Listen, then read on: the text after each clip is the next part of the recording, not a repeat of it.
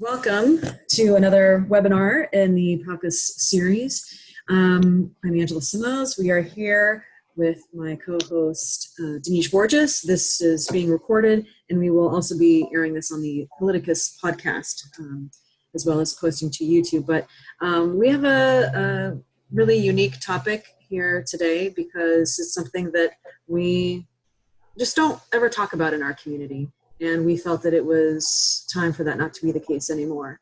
And so before we introduce or have our guests introduce themselves, just one quick housekeeping item that everybody is on mute. So if you want to ask questions, you can type them into the chat box for Zoom, or if you're watching this live on Facebook, just type your questions into the Facebook feed, and then we'll ask the questions to our guests there. So with that, I'm going to stop sharing so that it can just be all of us. Hello, everybody. Thank you for joining. So why don't we just start with each of you introducing yourselves and telling a little bit about your story and what your experience has been like. So why don't we have David go first?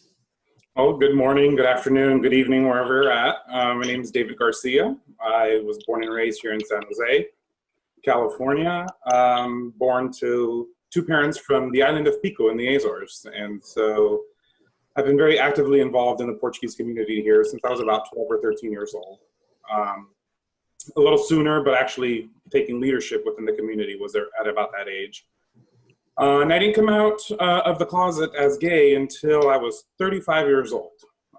So it took that long just for personal reasons, obviously, and feeling accepted within the family, the culture, the community, and yeah. Right now, I've been free and myself, and it's been wonderful. So I know David personally for a long time, and I will never forget what the first time I saw you use the hashtag Portuguese on Facebook, and I remember thinking, finally, thank you. I struggled when I did come out to my family. I struggled how to do that within the community. Yeah, sure, right? And I didn't want to have to be, ladies and gentlemen, and write down my story and have a whole coming out story. So I thought, hashtag Portuguese, that's my coming out.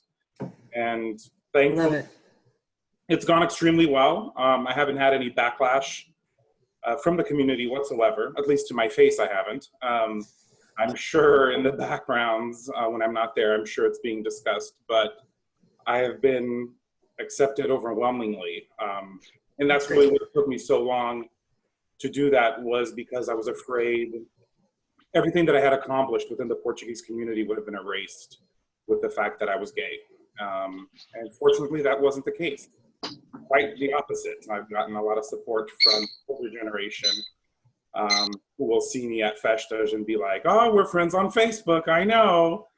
And that's their way of saying, I still love you. So it's been good. That's great. Chelsie. Hello. Hello. All right. So with me, my dad is a very, very well-known person in the Portuguese community. And basically my whole life, I've always been attracted to girls. My sister would have friends come over the house and I'd be wanting that attention, when I was younger, and I was always dressed like a tomboy, hated dresses. And in 2012, I came out to Festas da Praia in Chelsie, and then that's kind of where it took off for me, and I met somebody. And then from there, I just decided, I was like, okay, this is my calling, and I was extremely happy. And I just took it as, I'm happy and I'm going to move forward. Of course, I was scared. And first off, I told my friends before I told my family. My sister ended up finding out through the grapevine. So that didn't go too well at first. And then it took me a solid 9 months or so to tell my mom. And once I told my mom, obviously it wasn't the best thing that she wanted to hear. And I started getting into relationships with girls and so forth, and my dad caught on. And he totally set me up, brought me to a trip to Maine, and I stepped away and, I was on a phone call. I came back and that's when he called me out on it. And he was like, who were you talking to? Was it a girl? And all the pressure. And I just started crying. And of course we've had our heart to hearts. It was a difficult road in the beginning. There was a few things that obviously he didn't approve of. And I can say that happened in 2012. And now for like the last 3 years, my family has been completely accepting. I'm very respecting of the fact because I obviously know and understand how my parents were raised, how my grandparents are, and so forth. So I don't throw it in their face, but I'm also not going to lie about who I am.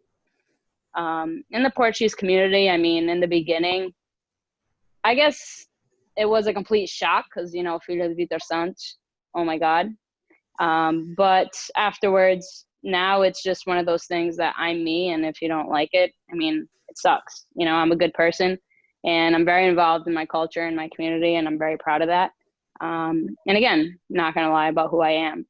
So it is kind of hard dealing, with things that come our way, conflicts, people's judgment, opinions, my parents' own personal opinions in the past. So it's definitely a working road to get to where we're at right now. But I'm super happy and content that I can be who I am and that my parents are more accepting than they were 5 years ago or 8 years ago. So that's where I'm at right now. Thank you. And Nuno, your story. Hi, Angela. Hello, everyone. I'm Nuno. So I was born and raised in Almada, which is the suburbs of Lisbon. Throughout my adult life, I always wanted to travel abroad. I had that dream. I couldn't afford it, so I started working abroad. And that was immediately after school while still in closet. But one of the reasons I point that out is, so I came out of the closet as gay, as proud gay, cisgender white male when I was 30. And it was funny. If I look back, looking even at my parents, they were born and raised on the countryside of Portugal. So things were very, very hard. Even though I was raised in the suburbs, in a more urban area, they've always been super welcoming to my gay friends. Everyone will always be welcome at home. Have a meal on the table and share that. I never felt comfortable to coming out to myself. After some therapy, a lot of chatting with friends and all of that, I realized it was me not accepting myself. I don't know if it was, or part of it was, while growing up in Portugal, there was, bullying at school, even how society potentially perceived how, depending if you're not straight, you probably are less than, or at least those are the stories I was telling myself. So breaking away from those chains was a challenge. And then the fun and aha moment part is, I think I created most of those challenges too. Part of it, yes, the society in itself, but I created most of them. Even though at home it was a welcoming space, even coming out to my family was easier, similar to Chelsie, it was easier to start with my friends than the family. And I think I was the one putting on the brakes there. That being said, as always, there's always a perceived, I think there's a shock, and at least my interpretation of it, of why the shock of me being gay or coming out as gay is there's their sense of the family and the family, they want to protect you to make sure you don't suffer. And I think that need of protection may come out of the peer pressure from society and all. That being said, proud 41, gay man, now living in California. I lived most of my adult life when I started working abroad, so I haven't lived in Portugal for almost 2 decades. But it still took me a while to come, even though it took me a while to come out to myself. Really happy I did. Suddenly I started sleeping better. Suddenly there's no more depression. Suddenly there's no more overweight. It's funny how those things trickle. But sorry, I got a little bit lost on my chain of thought. That's okay. but my point there is definitely a journey. Could have been easier for sure. But I like to think, what can I do for future generations? And I applaud you, Angela, for bringing up this subject, which I think, yeah, that makes total sense. To making sure that others feel safe to be whoever they are. My motto in life: if you're supporting yourself and you're not hurting others, it's just enjoy living and then accept yourself and others. Angela, if I can ask a question, I know you have a ton of questions, and probably some of our participants as well, are probably chatting already some questions. And especially to Chelsie and to David, Nuno has a different story in that he's not immersed, and that can be a good thing in the Portuguese American community in some aspects. So I have kind of a two-part question. First of all, David and Chelsie, have you? So both of you said that it's been challenging in some aspects. David said it was better received than he thought, maybe in some aspects of the Portuguese American community. My question to both of you would be: do you feel that there is?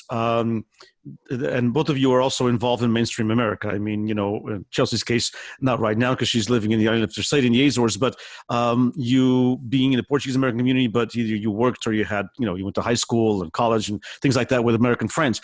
How do you see the two different acceptance levels? Did you feel that you were just received just as well when you came out in your process with the Portuguese American community, or was there a difference between American main society and the Portuguese very enclave community? And to Nuno, was a question based on, because your experience is mainly with Portugal and then living outside of Portugal.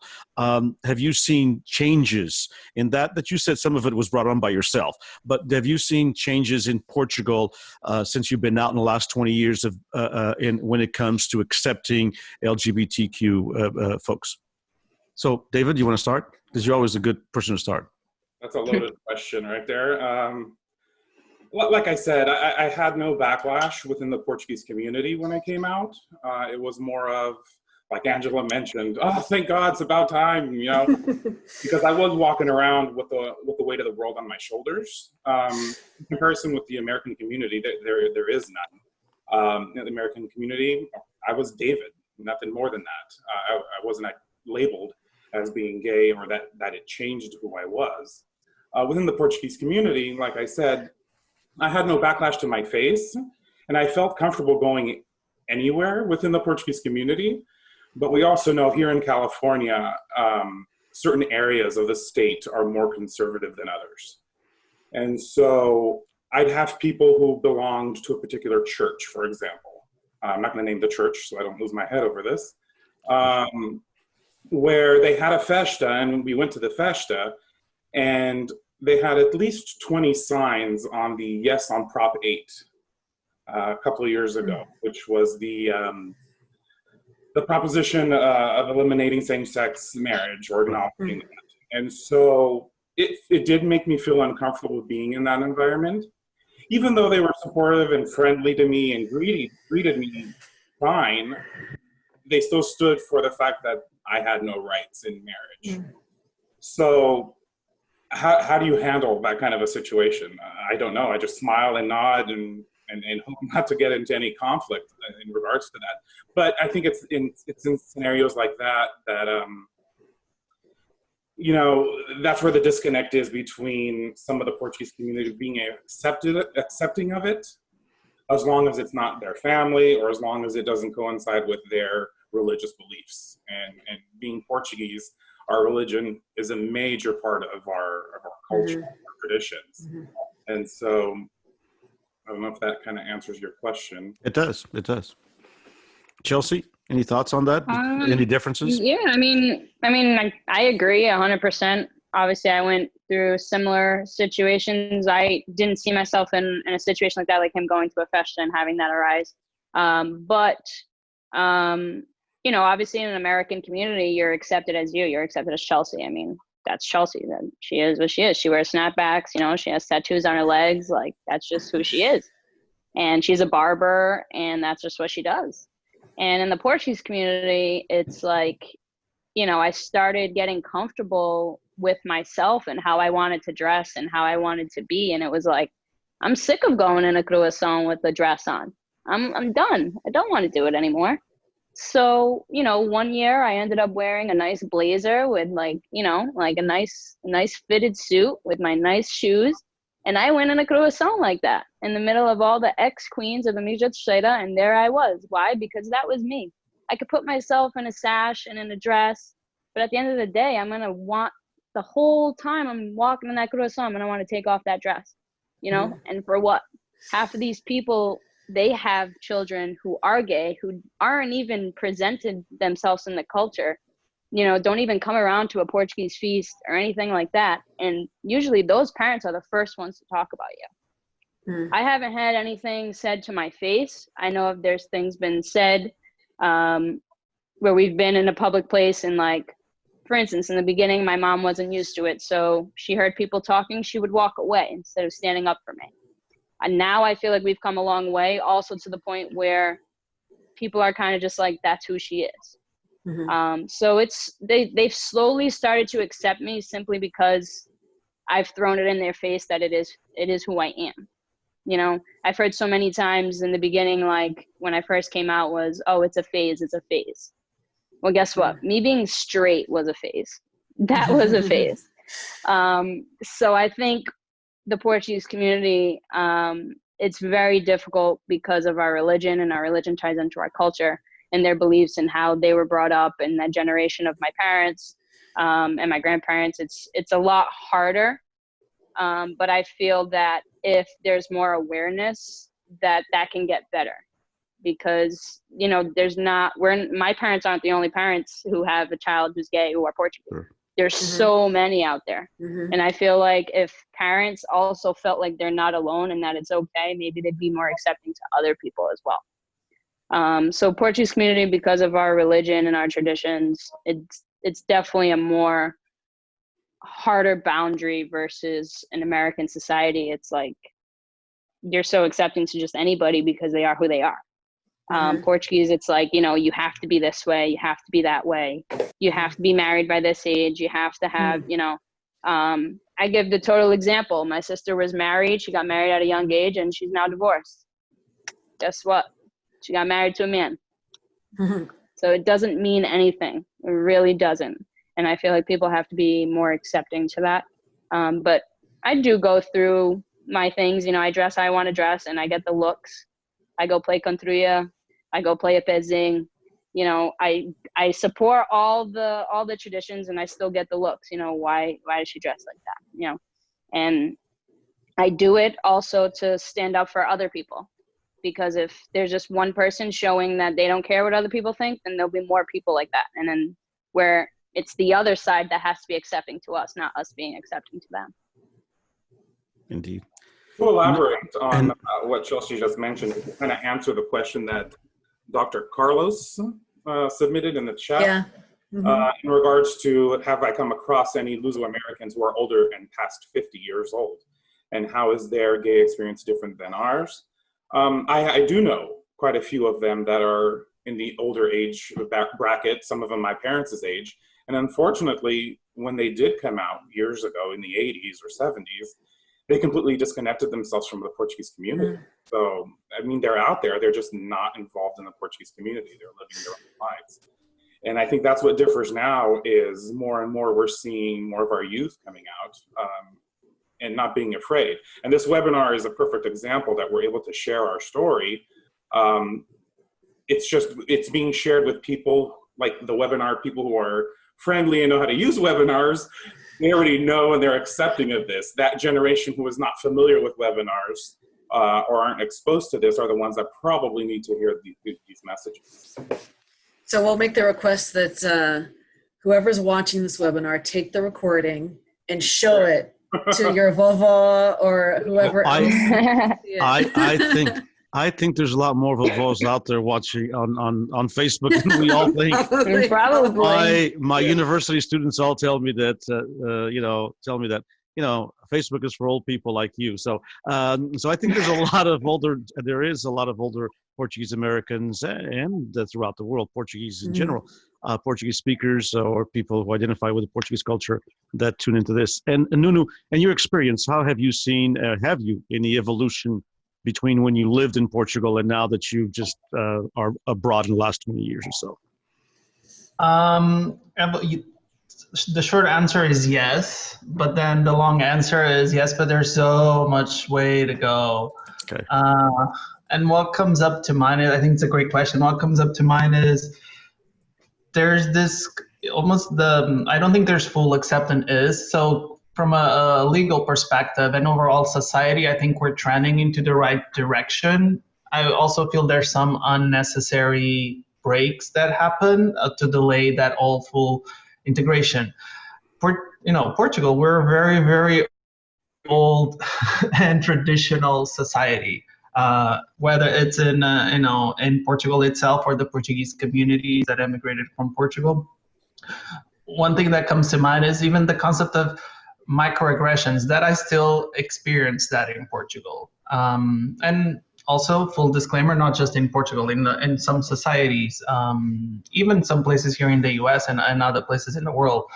But back to Portugal, I had the experience that some folks, they accept me for who I am, but they kind of feel sorry for me because as if I was incomplete or was missing a limb.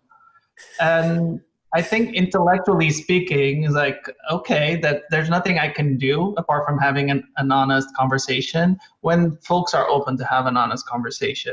But back also to Chelsea's point, and also David's point, it's all about creating awareness. Like, I don't feel less than or better than, and I say that out and proud. But for the folks that when I hear the message, like you feeling sorry for because of my sexual orientation, it's the part that I also have to confess that frustrates me a little is they're not open to understand that I don't feel sorry for myself. I'm very proud of who I am, and I would love people to not feel sorry for others, but just support and elevate each other. But that's the part that we still have a long way to go, Denise, and it's not. I don't think it's easily labeled, but it's that sort of microaggressions. And honestly, the intention is not mean, or people are not trying to be mean, or but it's in a way unhuman from my perspective. So I have two questions that kind of go along with what you were saying, Nuno, about just be supportive, right? Don't feel sorry, but be supportive. So one question is, the three of you all had I'd say relatively okay experience coming out, right? David, you said people that came out in the 80s had to essentially go away from the community, and that wasn't the case with you. And David and Nuno, you both came out in your 30s. And Chelsie, you're still in your 20s. Yeah, I'm 25. Right? So I came out, I was like 17. So that's fairly young. So if you looked back at your younger self, what would you tell your younger self to maybe come out earlier? Like, would you have advised yourself to come out earlier at that? Like, if you look back at that time, would it have been a positive experience also? Or, what would you have told your younger self? And then the other part of my question is, what kind of advice do you have for people who, again, aren't trying to be mean, but they don't understand it or whatever, but they want to be supportive? So how can they be supportive? What can they say or not say, or what can they do or not do that would make the coming out process, or once you're out and they just want to, be supportive in general? Any words of advice in that realm? Because I think a lot of people just, what do I say? I don't know what to do. Do I ask him if he has a boyfriend? I don't know. You know what I mean? Like, I think there's a lot of uncertainty, unfortunately, of how to act, right? So if we could address the first question, what would you tell your younger self? And then secondly, what's some advice for folks on how to support a loved one that's come out? Well, in my case, what I would have told myself is stop caring what other people think. We live in a society, in our culture. Ai, o que eles vão pensar? Ai, o que eles vão dizer? What are they going to say? What are they going to think? who cares? They're not living my life. They're not paying my bills. And I wish I would have known that at a younger age. And that was what took me so long was, oh my God, what are they going to think? What are they going to say? And it took me 35 years to be like, I don't care. It comes with age, David. You just don't care anymore. I'm tired, and I started living for myself and not for everybody else. And that's what I would advise. Mm-hmm. The other question, the support would come in, our community is known for talking. And that's men or women. That it does not discriminate. The support would be when you would hear, if you're in conversation and you hear comments being made, oh, coitado, olha para aquele, or look at him and look at her. Stand up for what's right. Don't just be quiet and ignore it. Put them in their place, correct them, educate them. It doesn't have to be in our presence, but by doing it, behind our backs, because that's usually when discussions are said. And Portuguese aren't going to tell you bad things to your face 9 times out of 10. They'll do it behind your back and to somebody else. And that support would come from that other person, letting them know, look, don't say that. This is why, he's still the same person. She's still the same person. Educate them. Yeah, I would agree with, what were you going to say? No, I was just going to say, sorry to cut you off, but to that point, David, sometimes I think the mexicators is not necessary, because I've had this experience where someone will say, oh, mas ela é bricas. And I'll say, what does that have to do with anything? Well, nothing. I was just saying. Well, if it has nothing to do with it, why did you say it? You know what I mean? So it's almost like it's not necessarily because I think it's bad or wrong. It's just something to talk about, right? It's I don't know. It's kind of funny. I was actually, I'm just going to take 5 minutes to tell you the story. I was in a parade, a Spiritisant parade. This is a perfect example. And I was in my folklore costume, and a friend was on the sidelines of the parade watching. And they screamed out, David, canta fado, sing a fado. And I was like, oh, I'm in folklore now, fado's later. Oh, ha, ha, ha. We joked around, and the parade kept on moving. Well, no more than 10 feet after I walked by, she turned around and said, aquilo tem que ir para a igreja para limpar o maricas. People overheard that.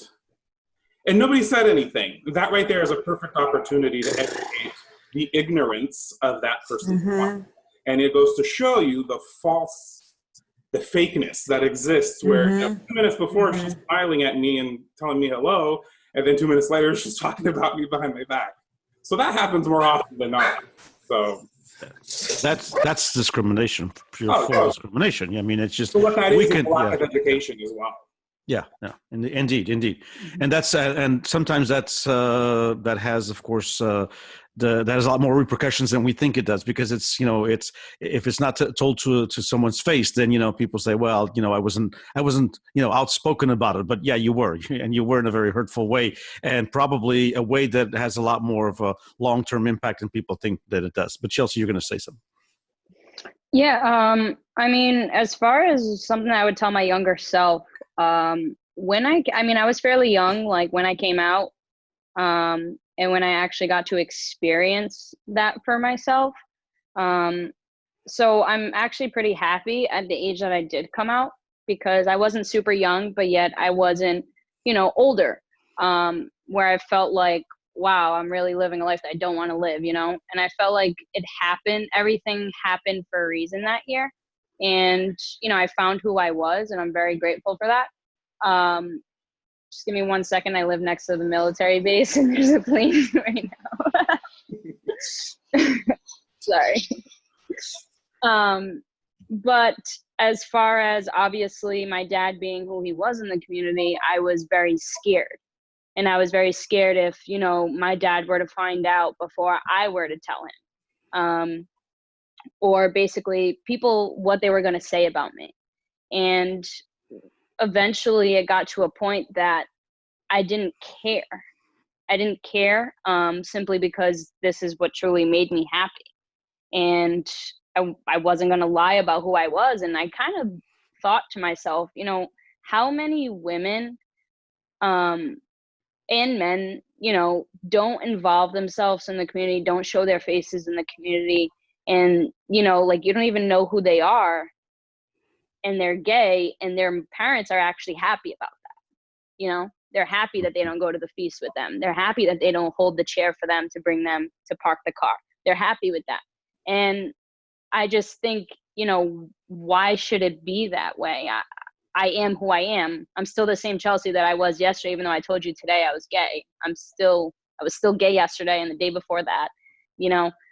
So advice for my younger self, I guess, and I'm still young. So just don't get so hooked up on what people think of you. That was a big thing for me. And as far as helping other people, one, it's not your story to tell. That's my biggest thing. It's like when people find out, you know, through the grapevine or whatever, but it's like, you'll have that one friend where you did have a heart to heart, and then they'll go say their version of it. You know, it's not your story to tell. Yeah, hey, she is. Why don't you go ask her about it? If you really want to know that much into detail, why don't you go ask her about it? And that is a weird question. Like, hey, so you're gay. How did that happen?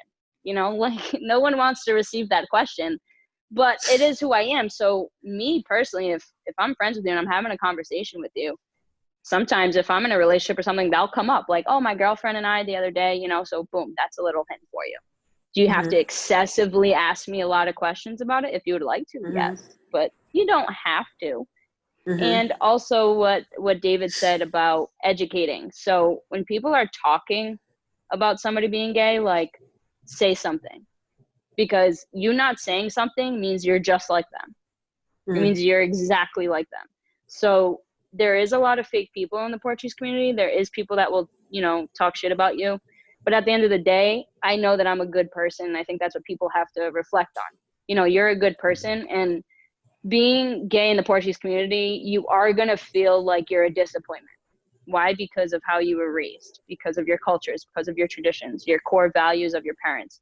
And that's how I felt for a very long time, because it took a while for my parents to really accept the fact that, like, okay, this is for real. You know, I was 17 years old, so they always thought it was a phase. By the time I got older, they were like, okay, you know, it's not a phase. So I think educating those around you, especially when comments are made, is a start in the right direction of, you know, making other people feel accepted. But if you want to know something, just ask the person. Don't just go to the source. Don't go to the grapevine. That's my opinion. Good advice. And I would say that's good advice for anything, not just anything. Whether or not you think Portuguese community, go to the source. Source, right? Nuno. So for me, the advice I'll give to myself, I'll echo what we heard here is think about yourself and what you're feeling, and not about what others think you should feel, or who should you love, or who should you care for. I did come out late, I would say on average. I don't know from a generation perspective if 30 years late. I could have come out earlier, and part of it was me going through that battle with myself. I think it could have been easier. I also don't cry over spilled milk. I think that was also part of my journey and made me who I am today. But again, back to the advice I'll give myself is just take care of myself and love myself. And I think that the rest should follow through, regardless of what others or even society thinks. Back what other things can do, just hearing from my fellow panelists and on our chat it's the same concept of allyship. Like if you see something that it doesn't sound right, it's probably not right. And there's ways we can talk about sexual orientation, if a person is gay, transgender, whatever it is, if it's straight, if there's no evil intention behind it, either coming out of ignorance or coming out of pure evilness, if it's just from a knowledge standpoint, I don't think there's any problems with that. But of course, there's some intentions that can happen, right? Where we see some of those comments, especially those through the grapevine, tend to be more, at least from my experience, intentionally mean, or at least not forwarding, not adding anything. But I do think one thing you can do is if you see something, regardless, even if you're heard from a distant connection or a very close connection, if it's not a human comment, I would definitely strongly suggest you to say something. say your opinion, and try to educate others. I think, and for me, what comes to mind is that allyship, because the story that we just heard here it's not a cool story, right? That David shared. Probably there was a little kid there that now is telling to himself that being gay is less than, or someone's grandson. And suddenly we're still shaping those individuals as part of our society, that their journey to feel included and to feel, fully integrated and fully part of the community, in this case, the Portuguese community, it's going to be an unnecessarily longer journey. I think life is too short. We should take the most out of it. Definitely the allyship is what I will, it doesn't matter what your sexual orientation is, but just, see something that it's not cool, say something about it. Educate others, for sure. What would you, I think we're going to have a lot of the same messages that we've already talked about here in terms of what would you tell your younger self? But for those that are in the community, whether they're 15 or whether they're 45 and they still haven't come out to their families, what would your advice be in terms of, not necessarily don't worry about what people think, but actually here's how you might think about coming out, parents first, friends first, or what would you, if they came to you one-on-one and said, I really want to come out, but I don't know what to do. I don't know how to do this. What would your coaching be, right? I guess is kind of what I'm, that's a lot of pressure, right? But I don't know, what would... Everyone is so different. Every case is so different. When I did come out, I actually did have people within the Portuguese community message me and were like, oh my God, I'm gay and I don't know how to come out to my family. They're super religious. And all I can do is share them my story and let them know, the grass is greener on the other side, and it does get better. And essentially it comes down to if you have friends and even family that aren't willing to accept you for who you are, were they really that important to you to begin with? Nothing really changes in your life after you come out as gay. The only example would be to share what our own experiences it was, because everyone's is going to be different. Sure. For me, I know that me telling my friends first was something that helped me, just because I felt like I had to tell somebody. I didn't know who to talk to about it. And because obviously my friends are more my age, they have a different logic. And I felt like obviously my friends love me for who I am, so it doesn't matter. So definitely telling my friends first to get that off of my chest and to talk about it was key for me to become a little bit more comfortable and eventually, telling my parents. But every situation's different. Me, for instance, how I told my mom I had chocolate-covered strawberries sent to my house. My parents bothered me that it was a guy, and they named every dude in the book. And I was like, nope, nope, nope. So I took that as a way in. And I was on my way to Best Buy. I freaked out. And in the car I'm driving, I'm like, yeah, those chocolate-covered strawberries are from a female. And I took that as my way in. But every situation's different. I definitely feel that telling someone about it that you can trust, that you can confide in, is 100% key and helpful prior, that will help you get through some hardships in the future, on people that you're more worried about and saying and what their opinions are going to be and so forth. I'll echo all of that. Everyone that we heard here, everyone has their own story, and that's why they're special and that's why they're unique. I think based on my own experience, what I always like to add is to everyone has their own pace and has their own, and I say that because I did come out later in life, but it took me a while to process all of that. So sometimes I just add in a little empathy around what's their pace. But first and foremost, making sure that you create a safe space for yourself, ideally your family if possible, ideally close friends too, or your chosen family as I like to call it, so you start discussing that, and stepping into a place where you feel secure, and then start, coming out proudly about it. My own personal story, I don't know if it was the universe, I'm not that wooey, but I was traveling abroad and I lost my passport. So I was forced to go home to Portugal. I was in Europe. I was forced to go to Portugal just so I could get back to get a new passport so I could get back to the US. I had some visa thing, so I had to stay home and I was stuck at home. And then, I think this is the perfect time. Let me have, a very honest and open conversation with my mother. Granted, I was a full-on baked adult, paying taxes, got my bills paid on time, my own career, friends that I was proud of. And it was, for me, it was a difficult conversation to have, but I wouldn't do it any other different. So it's, and I'll add in a caveat is, even though I relate a little bit where I felt like subconsciously distanced myself from the Portuguese community, because I was living abroad and all, even though I'll be living in the US, I lived in the US for over a decade, I would not necessarily be as involved in the Portuguese community. I think part of it was something either around shame of being gay or of not feeling accepted, whatever the story that I was telling myself. But until I fully come out to the community and to everyone, I think I wasn't fully out. At least for me, that's part of the journey I also like to share when I'm sharing my story. It's funny that you mentioned that, Nuno, because you said you distanced yourself from the Portuguese community, and I did the opposite. I don't know why I did that, but I immersed myself even more and more and more. At one point, I was involved in 5 or 6 different organizations.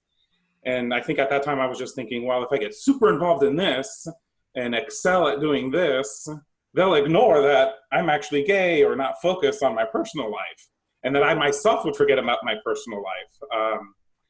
And that it didn't burn me, but in the end, it made it that much more difficult to come out because I was already so much in the light of the Portuguese community. So, and when I did come out to my mom, she was the one who actually brought up the subject. She had come over and just initially started a conversation. Oh, do you want to have kids one day? And I was like, oh boy, here's where it's going to come out.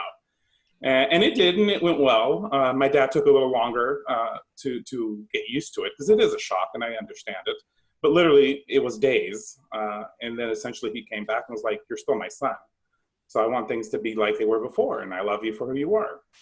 And it wasn't until about 1.5 years ago, everyone in my family, everyone in the community knew except my grandmother.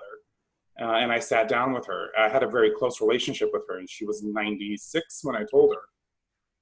And she was just like, I already know, and it doesn't change, who you are and my love towards you. So it's essentially coming down to accepting it for yourself, number one. And like Chelsie mentioned, confining in a close friend, which I had, who was also going through the same thing, my best friend, back in my early 20s. We were both going through the same struggles of being gay and being closeted, being active in the Portuguese community. And then essentially once my parents knew and they were accepting of it, everything else just fell into place. And so if I may, I have a question to all three of you. I think all three of you touched upon this in one way or another. And that's you felt that, one of the hard things about, coming out in the Portuguese American community or in the Portuguese culture itself, whether it be in Portugal, in mainland or the islands, or in the Portuguese American community in North America, is the traditions and religion. Do you think that if the Catholic Church was a little bit more acceptance, and the Catholic Church has had some changes in the last few years, but if you think the Catholic Church looked at the issue and was more accepting of the LGBTQ community, that it would be easier for those in the Portuguese American community, or it would not make a difference? How do you what weight does the Church still hold in, whether it be in Portugal or in your experiences in the communities? A tremendous amount of weight. A lot of our Portuguese, especially the older generation, the immigrants, are very devout to their religion, to Jesus, Espírito Santo, Nossa Senhora de Fátima. the church in itself. I think they're followers of the church. So if the church led them in a more accepting direction, I think it would totally change their outlook and their acceptance in the matter. Anyone else have any different thoughts or same? I agree as well. I think it does.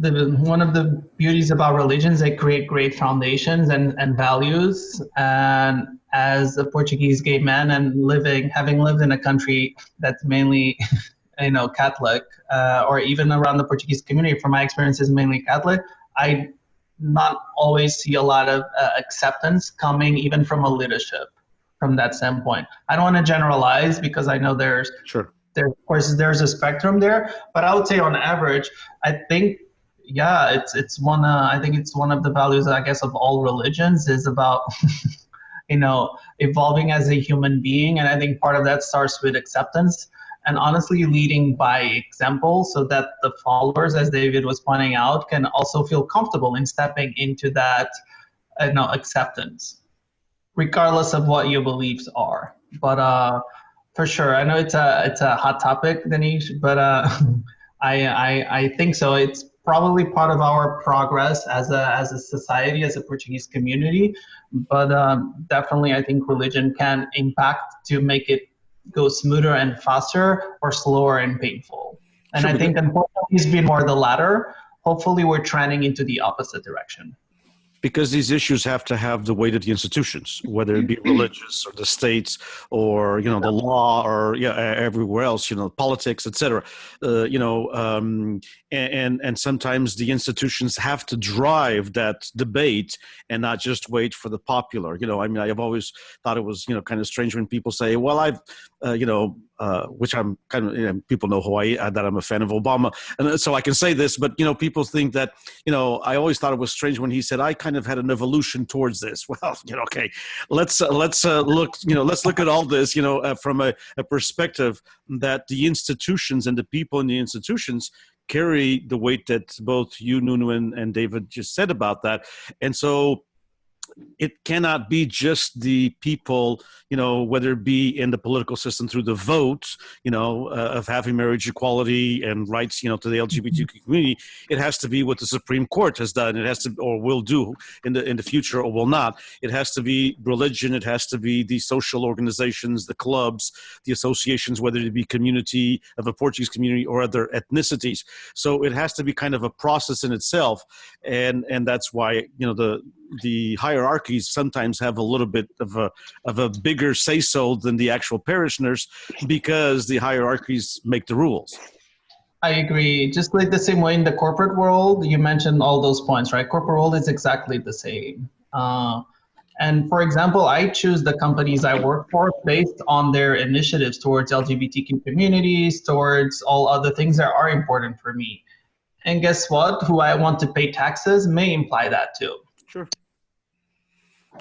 So to that kind of extending to what you were talking about, Dinesh, is, the institutions, and it really is what we do. And we have about 8 minutes left. What would you all like to see the Portuguese community do to help advance this issue? Is it creating a LGBTQ Portuguese association? Is it just having more conversations like this? Is it invite, what would you like to see happen in the Portuguese community itself, with the clubs, with the folklore, with the bands, with other organizations, to put themselves out there to say, we are accepting of everybody? Like what, I'm just curious if you've had ideas. Because this isn't, to use Mr. Obama's comment, that it is an evolution, right? And I think it is possible for people to have been in one camp and then kind of see how things progress and generate an understanding and become more accepting. And okay, I'll just tell you my own personal experience. I hadn't actually met knowingly a gay person or seen a transgendered person until I went to college in San Francisco. And I literally remember the first time I ever saw a transgendered person. I was on a bus and I saw her on the street, and it was just, like and that was when I was 17 years old, and the evolution, my personal evolution has been tremendous since then. So, I mean, I think we have to acknowledge that does exist and that does happen with individuals. But back to my question about, what can the organizations in the community do to help this cause? I think this initiative right here with the webinar is a great example. This kicks it all off. Just recently, I was invited to be part of a Facebook group, LGBTQ+ Portuguese. And I was like, wow, all these Portuguese people that were all over the world were LGBT, and they're all connecting in this one group. That's another example. And then the other one is just basically using the platforms within the community to educate the community in itself. I know we spoke before about Danças de Carnaval. If you're an Azorian, you know what those are, and you're very adaptable to them. And that's a beautiful platform right then and there to try and educate them. Carnaval is comedy, it's satire. Sometimes the representation of a gay man or a gay character comes off very stereotypical, very feminine, and kind of almost not insulting, but it can come off in a negative way. But if it's done properly and done in a different direction, it can also serve as an education for the community if done right. So it's basically using the platforms within the community itself and the traditions to promote or educate the community in regards to gay and transgender people. I think with the new youth that are coming up, you're starting to see heads of organizations, presidents of festas, who are openly gay, and they are president of that festa, and they are still getting the role. So you're starting to see that a lot now with the younger generation. So it is something that's going to take time, but I think it's heading in that direction. I think it does. I'll jump in. Sorry, Chelsie, were you talking? No, you're good. Yeah.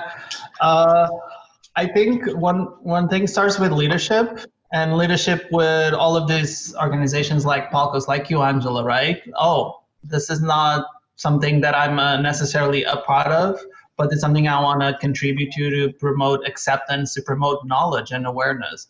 So I think the leaders, whether it's institutions of religion, corporate, state, local communities, whatever it is, I think it starts with leadership. They have, I would say they should be fostering a lot of these conversations to promote acceptance. And okay, let's start with awareness. I think if you start with awareness, the acceptance should come, because we're all human. Like we're mentally, in our DNA, we want to connect, right? And we don't want to necessarily disconnect from other human beings. I think promoting awareness, the acceptance should free flow into that.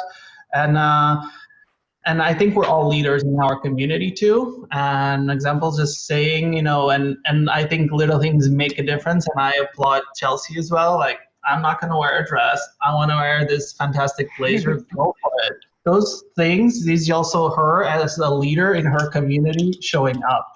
I'll start with also a short story as an example where, jokingly, I'm part of a Portuguese association with the Chamber of Commerce, and on board meetings, I was like, I'm bringing the rainbow into this boardroom. And guess what? It's also good for business. It's good for society. It's good for the Portuguese community. And that was very intentional on those comments, even though it was with a smile there. And I feel very lucky to be surrounded by other accepting leaders. But I think it starts there. It starts with leadership to take a stand. Yeah, I mean, I agree. I think that obviously using the platform right now, because of everything going on with COVID, it's a little bit more difficult, right? But using platforms like Carnaval, even Cantorias ao Desafio, Cantorias and Esgarradas, maybe not a Esgarrada, because usually that's joked around in another way, but a Cantoria is more on a serious note, and people in that generation, the older generation really don't get it. I think they really don't understand what one bad negative comment or bad energy towards that topic can affect a human being. Because at the end of the day, it's not our faults. It's not my fault that I like girls. You know, it's not David's fault. He likes guys. It's not our faults. But that doesn't make us less of a person than who we are. So definitely using our platforms, and everybody just taking a stand for themselves, like, you know, showing that initiative, like it's okay to be ourselves. Like an example of, you know, wearing a blazer in the procession, or even out here in Sheda, being openly gay isn't really that accepting. And I'm a female barber. You know, I wear a snapback. People want to interview me, and I have my style. I don't downgrade my style because of people that I'm around. You know, and I feel like the more people are aware that awareness is coming, the greater the community will be in accepting it. So definitely using our Portuguese communities to just, you know, let them know it's okay. I'm not saying the next festa, you know, come out with all these rainbow flags, like, hey guys, come on in, you know. You can do it with a shirt. Sure, honestly, it's not a bad idea. I mean, why not? You know, but like, Why not? but just be accepting. Like when you hear little comments, you know, it doesn't make us less of who we are. And definitely using platforms like Contrias or Dança de Espada, for instance, because it's more on a serious note. Things like that, I think, would bring more awareness to the community. And if people really had an idea of how much their negativity impacts someone's like mind and soul, I think people would think differently, because they really don't see what people go through behind closed doors. And personally, I wouldn't wish this life on anyone. Being gay in the Portuguese community, I wouldn't wish it. Like so many times when I first came out, I said that. I was like, I don't wish this life on anyone, because it really is hard. But I feel like continuing to show that leadership, show that awareness, and confront the situation, I feel like a lot more people would be accepting and aware of how it could really affect other people. So just one quick thing, Angela, would it be, from all the three of you are saying, do we need actually really more visibility in just, you know, these conversations, of course, even if they were not, you know, on Zoom and on webinars and this kind of stuff. Do you feel that as we move forward, you know, post-pandemic, one of these days, that we could have these live in the community and a lot more visibility? Why not have an LGBTQ presence in our festivals? Why not have that in the parades, in the folklore groups, and that? Is visibility going to be something that would be important? The conversations, you know, and visibility is something that would be important to change mentalities, or to at least make the awareness a little bit better. That's a question. Yes. Yeah, definitely, 100%. So with the awareness, may I add? I love the visibility. I don't think, and it's okay to put it from a yes, I'm different or not. It's always with the hidden side that I'm not better or less than anyone else. Sure. I'm a human being. Right. If you're hurting my feelings, or if you're hurting that person's feelings, and that's not your intention, like, do something about it. And that goes back to the awareness piece. And let's demystify who I chose for partner. It shouldn't. Yeah, is that really what's interest or not? Or are we here to just, you know, enjoy and connect as a community? Well, and to your point, Denise, I mean, there's a lot of conferences and conventions that happen and have been happening for decades. You know, as the themes are decided every year, why can't we incorporate, you know, a panel or a session on being gay in the Portuguese community, something like that. But I'll wrap it up by saying that, Chelsie, it made me really sad to hear you say that you wouldn't wish this life on anyone. It makes me sad to hear you say that. Because I that's now not so much, but in the beginning when everything was like so crashing down on you and you really feel like, wow, this sucks, you know? Sure. And I feel like I'm not the only one that feels that. There's a lot of people who have felt that. And only once my family started accepting me and I really started, you know, standing up for myself. And honestly, one of the logics that helped me get through it was, half of these people who are talking shit about you, they actually envy you. because you are who you are. They wish they could be you. They wish they can confront a feast full of people dressing how they want to dress and speaking how they want to speak and doing what they want to do for a living. There's a lot of people who are married who are gay. There's a lot of people who are, you know what I mean, women and both men with families, and they're low key gay, but they try to flaunt like they're not, you know. And those people are like the worst. Those are the ones that are affecting, because, you know, it's so horrible. It's so accepting to your face, but then behind your back, it's so horrible. But it's like, at the end of the day, they're envying you. They wish they could be you. They wish they could have a voice. So me saying that's just like, you know, I'm different. I'm proud of who I am. That helped me get through a lot. But through my dark times, it was really, really, really, really hard to get through. Well, hopefully, and to feel accepted. I'm hoping that you telling your story and sharing your experience has inspired some folks and some young people today. I hope so. To, you know, avoid that same terrible experience that you know, you feel you had. And anybody that wants to shoot me a message or anything, like, I'm all ears. And if anyone has any questions aside from this webinar or anything like that, like, feel free, shoot me a message. No worries, I'm here. Ditto. So don't think that you're alone, because you're not. Well, I will say this is just the first of many discussions like this that we're going to have. You know, Nuno, you've thanked me personally a couple of times, but I would say Denise is also part of PALITICUS. This was also he had a big push role in pushing this topic.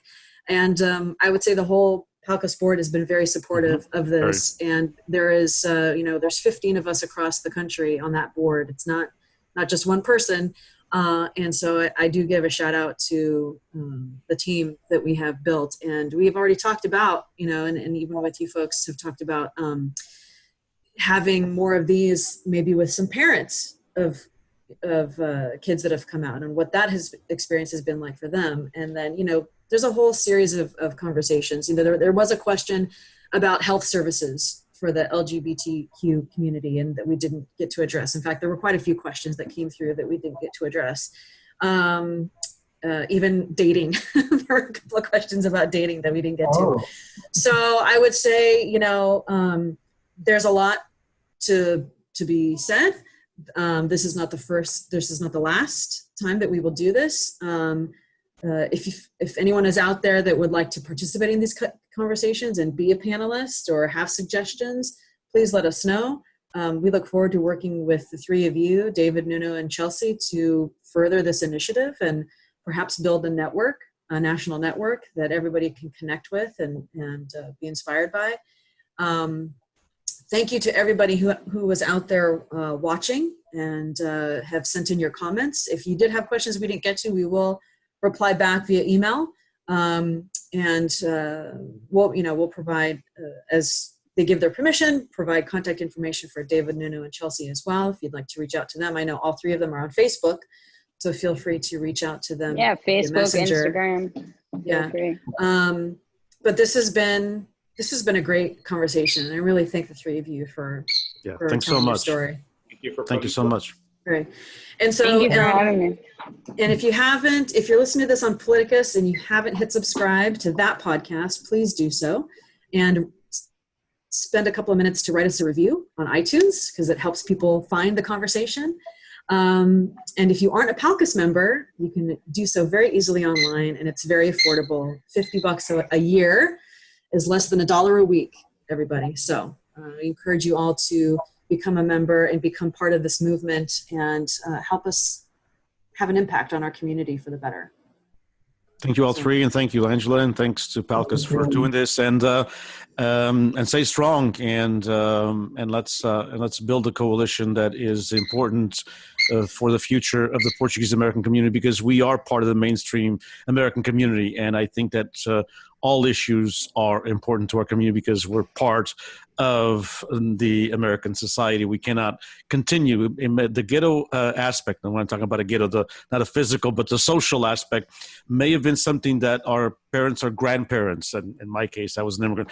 But parents and grandparents needed it in order to stay strong, in order to build the little freguesia, the little aldeia outside of Portugal. But that's not the case, obviously, with all three of you in your generation.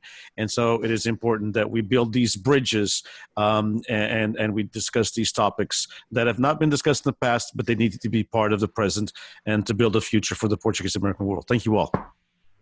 Thanks, everybody. Have a great rest of your day. Alrighty. Bye. Bye.